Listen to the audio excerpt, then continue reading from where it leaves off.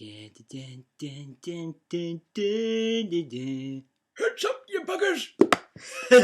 Bonjour, my freaky darlings. I hope you're doing okay. It's Benji here, and today we are going to talk about a character in Beautiful Night. If you can hear clinking in the background, that is Phoebe playing with her puzzles. She's occupied! Yeah! We're going to talk about the character from Beautiful Night of Sophia. Sophia Chase is her full name. Gosh, let's talk about her, eh? So as usual, guys, I'm not going to give away any spoilers because you're going to have to read the book. That's how I make a profit. Yeah. I'm literally just going to go into the character of Sophia and give you basically a background of her, what she's like as a person, and then we'll go into some random questions to find out more and put her in certain situations. Here's your ball, Phoebe. Phoebe! There's your ball. So, Sophia Chase, looking at her, she's a very adventurous, explorative character. Ball. That is a huge part of her character and her personality and her whole persona. However, it is being really, really repressed. And that is a dangerous recipe for her. She does not like to be caged in at all. And she does not like to be limited in what she can do. And that's happening in the books. So she is one of Skylar Lucan's wedding planners. She works for Lucan Weddings. She's also a mother as well. In the books, she is going through a humongously horrible episode of very severe depression, which you will see the extent of it, or read rather the extent of it in the books. It's not nice. She is female. She's American. She has brown hair, green eyes. She has a Middle Eastern tone to her skin as well. So she comes from a blended Christian and Muslim family. She was born in 1984. She is 5 foot and 10 inches tall, and she is 30 years old in the book.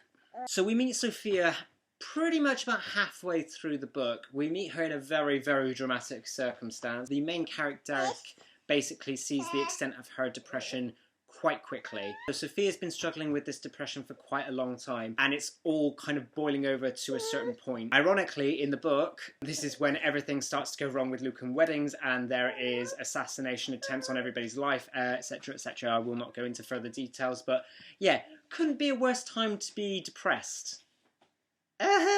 Let's just throw that all in the mix, shall we, and make a little nice pot. So yeah, she's going through a lot of struggles. However, because of her adventurous and, I want to say, daring side, when she's put into the heat of combat or the heat of battle or whatever, a lot of action happens in this book, she really holds her own in the fact that she can fight quite well.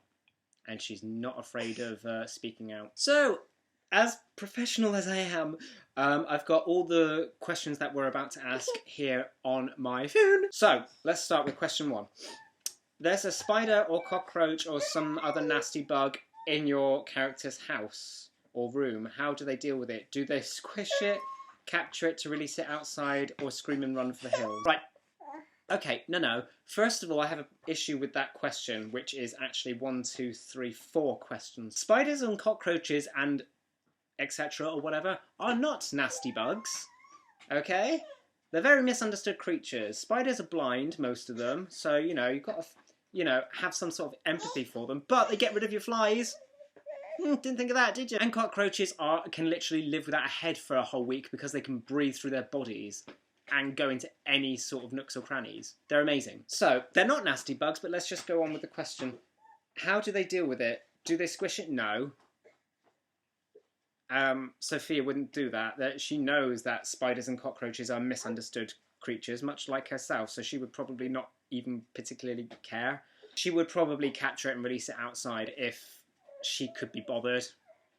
It's not on her highest list of priorities. Would she scream or run for the hills? No. Who or what is your character most afraid of? The thing that Sophia is most afraid of is never being able to leave one place. She is an avid traveller, or at least she was before she had kids, and the restriction that her kids are now having on her life is what is causing a lot of unrest for her. So, yeah, she does not want to stay closed in or boxed in. She needs to travel. She needs to go places and see things. A cage would be her biggest fear, I guess. What bad habits do they have? So a really bad habit of Sophia's is that she's quite selfish sometimes. She doesn't really care if she makes people feel uncomfortable or uneased. If the situation is not going the way she likes it to, it is all about how she can make it better for her. So that is quite a bad habit that she has. What is your character's biggest regret? Oh gosh. So Sophia's biggest regret, this is going to sound horrible, but it is her children. So this is something I will never, as a writer, be able to sympathise or empathise with her with, yet I wrote it. The reason why I wrote it is because I wanted a character completely the opposite to me and to challenge myself in this. So I can't even fathom or imagine regretting having your child, because my baby is my world to me. So I really wanted to challenge myself writing this character, because I can't even fathom it. I didn't want every character to be like a reflection of a part of myself. I did want something completely opposite that I've never experienced before. And Sophia is that. But yeah, she regrets her children during the book. We'll see what happens at the end of it. But because she's had children, she cannot travel that far anymore. The only way she was able to do so is via Lucan weddings. And someone's threatening that. Does your character spend a lot of time on grooming, like shaving, makeup, hairstyling, etc.? Why or why not? No, she does not. She doesn't really care what people think about her look. She doesn't really care about her physicality, because at the point in the books, genuinely, she doesn't really have that much self-confidence. The depression is a huge contributor to that.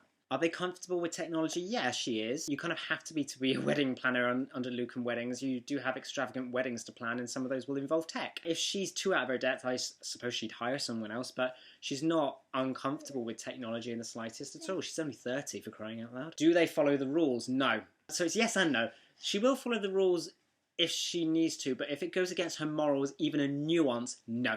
It's not going to happen. And in terms of her selfishness as well, if she does not think something's going to benefit her in any way or go against her, yeah, damn right she ain't going to follow the rules. What is or was your character's relationship with their father like? Right, so Sophia's relationship with her parents was fine. It's fine. Like, I mean, obviously they're still alive in the books, but yeah, no, they're absolutely fine. They're lovely people. The issues that she has not in any way stemmed from her parents whatsoever. So yeah, fine. Maybe that's one redeeming thing that she can grasp on in her past. How does your character react to or accept criticism?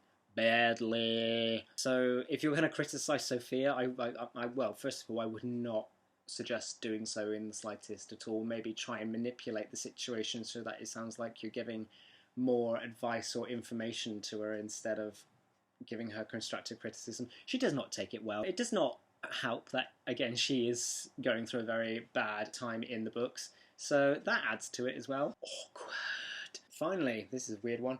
Fragrance. What does your character smell like? Regret and depression? No, I'm just joking. Probably the most basic of antiperspirant deodorants and nothing else. She would actually, taking that back, that's how she would probably smell. Why am I answering this question? Just basic antiperspirant deodorant is probably what she would just wear normally.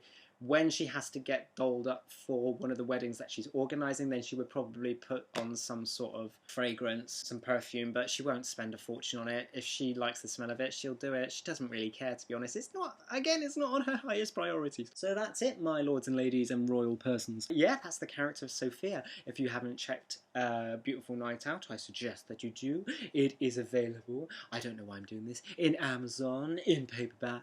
Please do feel free to purchase it. And I will see you soon for more character chats. Behold the next Jamiroquai.